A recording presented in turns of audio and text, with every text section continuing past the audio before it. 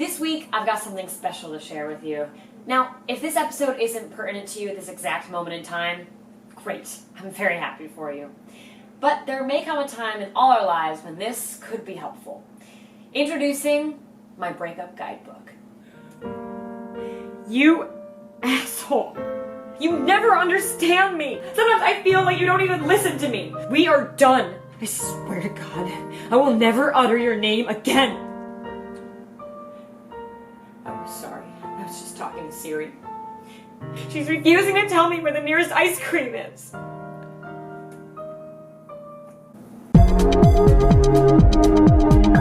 When going through a breakup, our brain reacts the same way as experiencing physical pain or withdrawal from an addiction. That's how significant our emotional brain centers are. So I'm going to go through some practical, doable steps to help see you through. You'll probably need some alone time under the covers with a pint of Ben & Jerry's to do the worst of your ugly crying. But research shows that actually it's the opposite that will help us recover the most. We're all familiar with fight or flight, yeah? Get it up! Get it up! Well, that biological instinct has a sister, tend and befriend. So when we're under duress, we don't necessarily have to either lash out or run away and hide. When we follow this other instinct to tend and befriend, we reach out to those close to us. A strong support system is incredibly helpful. Okay, ready for this? People who turn to their friends when experiencing stress, anxiety, depression, pain, or trauma are across the board better able to cope and less likely to develop physical and mental illness than their loner counterparts.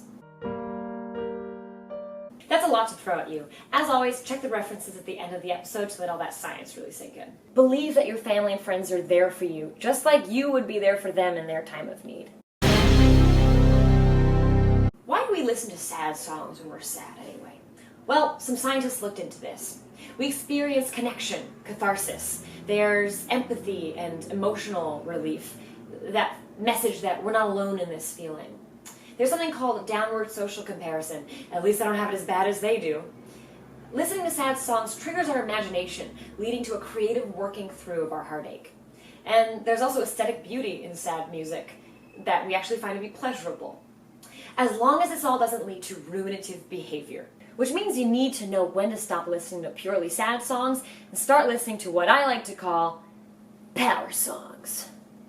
To the left, everything you own in a box to the... Now that you're out of my life, I'm so much better. Oh no, not I will survive. I would advise against listening to the breakup songs right before you head into work, for instance. That would be the time to turn off the Elliott Smith and turn on something like Sia's The Greatest. And if you need to listen to it 57 times in a row, that's great. All the more power to you. Nobody's going to be over your shoulder monitoring how much Taylor Swift you listen to per hour. This is not the time to be a music snob. This is the time to get yourself back on track and feeling tough and strong. This may sound a little weird, but just roll with it. It's okay to keep happy memories you shared with this person. We're just not going to fixate on that right now. When we start to remember all the things that we miss, that's when we get into some dangerous territory. This is kind of the opposite of a previous episode about 3 good things where your job was to focus on the positive. Now, your job is to bring up all the doubt and unhappiness that you may have had in the relationship. Maybe they didn't share your values in some domain, or maybe they had an unhealthy behavior that you really couldn't get behind. Journaling in this way will serve as a healthy rationalization that maybe the relationship ended for good reasons. And reviewing this list will help dissuade you from that irksome temptation. Maybe I should just try and get back together with them and make it work. You are tearing me apart, Lisa! Moving right along. When you're all cried out, the absolute best thing to do is not sink deeper into a pit of sorrow, but to get back up again. Comedy can help with that. I watched an entire season of New Girl, which starts on a breakup, by the way, when I was going through one myself a couple years ago. Bobby! In a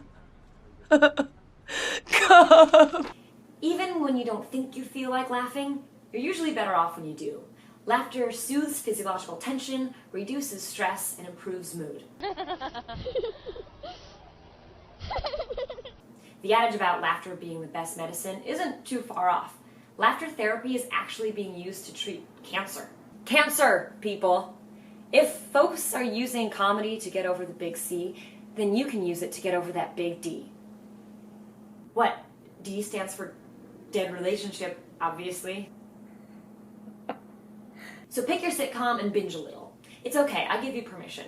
Comedic podcasts are also great if you're on the go. Invest in a pair of dark sunglasses. Wear them at night. Who cares? Because then you can still go out with your friends and feel less self-conscious about the occasional tear to trickle down while you're recounting your breakup story for the umpteenth time. Which brings me to... I really don't feel any shame in being open about what I'm going through with close individuals and getting things off my chest multiple times in a row. Vent. The more friends you tell, the more solidified you'll feel in the fact of the breakup. And then you'll have that support system there to tell you, what are you doing? You said he was a lying, cheating asshole. That said, I don't condone any mean or inappropriate commentary on social media. Take the high road. You'll be glad you did later. This is controversial maybe because everyone heals in their own time, but a therapist told me once, you get one day to mourn, then you don't waste any more of your precious time on that. If you like being in a relationship, you get back out there and you go meet some new people. I was pretty shocked by that. How am I supposed to meet a new person now? But you know what? It actually can be kind of fun. The one Tinder date or the one party you go to where you don't really know anybody might not yield your next significant other, but who knows? How much time in your life do you really want to waste on mourning what's past anyway? Lastly, know that it's okay to be in pain, but also know that this won't last forever. Loving someone is a beautiful thing. Be proud of yourself that you opened your heart to someone no matter what the outcome may have been. Keep in mind all the lessons you learned and how much you grew on account of having this relationship. And know that you are worthy of love and you will find love again. I promise. Okay? No, that's the end of the episode.